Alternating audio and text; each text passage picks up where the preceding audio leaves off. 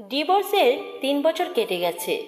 রুহি ভেবেছিল এই সময়ের মধ্যেই তার পুরনো জীবনের স্মৃতিগুলো মুছে যাবে, কিন্তু কিছু স্মৃতি এতটাই পীড়াদায়ক যে সেগুলোকে মন থেকে মুছতে চাইলেও মোছা যায় না। বিশেষ করে তমালের কথা। তমাল তার সাবেক স্বামী।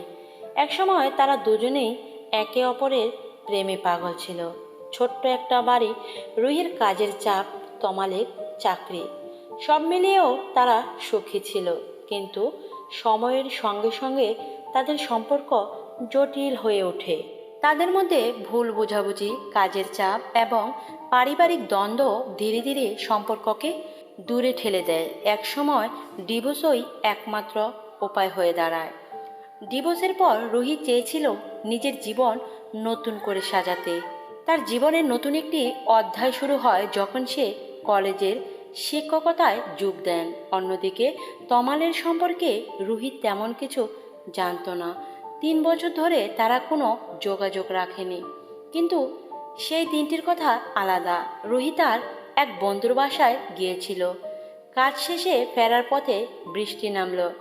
রুহি রাস্তার ধারে ছাতার নিচে দাঁড়িয়েছিল। হঠাৎ সে শুনতে পেল এক শিশুর কান্না। তোমার ছাতা কোথায় বাবু? রুহি নিচু হয়ে এক শিশুকে জিজ্ঞাসা করল। ছেলেটি কিছু বলল না। তার মুখে মিষ্টি একটা নিরহ চাহনি। তখনই তার পিছন থেকে কেউ বলল, আয় বাবা। রুহি ধীরে পেছনে ফিরল। সে যেন ধাক্কা খেল। তমাল। তমাল অবাক হয়ে তাকালো। রুহি, তুমি এখানে? রুহির ঠোঁট কাঁপছিল। তুমি? এই বাচ্চাটা?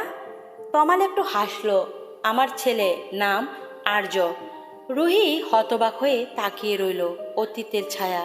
রাতটা রুহির জন্য দুঃস্বপ্নের মতো ছিল।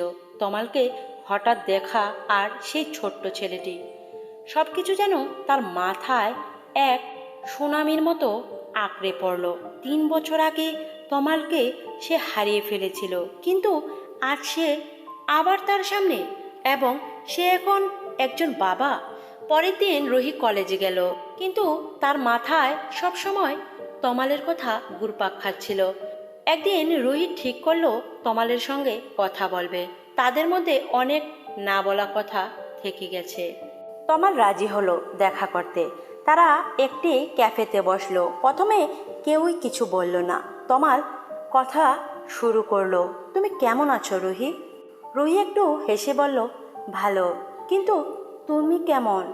আর আর্য কি তোমার? আর তামাল হেসে বলল, তুমি কি জানতে চাও আর্যের মাকে? রুহি কেবল মাথা নাড়ালো। তমাল একটু চুপ করে থেকে বলল, রুহি, ডিভোর্সের পর আমার জীবন খুব কঠিন হয়ে পড়েছিল। আমি চাকরির মধ্যে ডুবে থাকতাম, কিন্তু একদিন আমার এক পুরনো বন্ধু রীতা আমার জীবনে আসে। আমরা একসঙ্গে কাজ করতাম। আর্য তারই সন্তান। কিন্তু রীতা? তমাল থেমে গেল। রীতা কি? রোহিত জিজ্ঞাসা করলো। তমাল গভীর শ্বাস নিয়ে বলল, রীতা আর নেই। আর্যকে আমি একাই বড় করছি। রুহি কথা হারিয়ে ফেলল। তমালকে একটা একাকিত্ব আর ক্লান্ত কখনো দেখেনি। রুহি আর তমালের মধ্যে ধীরে ধীরে বন্ধুত্ব তৈরি হতে শুরু করলো। রুহি প্রায়ই আর্যের সঙ্গে সময় কাটাতে যেত। আর্য ধীরে ধীরে রুহিকে আপন করে নিতে শুরু করলো। একদিন তমাল বলল, রুহি, তুমি জানো আমি এখনো মাঝে মাঝে ভাবি আমাদের ডিভোর্সটা যদি না হতো। রুহি বিষণ্ণ চোখে তাকালো। তমাল, আমি জানি আমরা তখন অনেক ভুল করেছি, কিন্তু আমাদের সেই ভুলগুলো মেনে নিতেই তো শেখা উচিত। তমাল একটু হাসলো। তুমি ঠিক বলেছ। আর্য তখন খেলছিল। সে দৌড়ে এসে রুহির কোলে বসে পড়ল।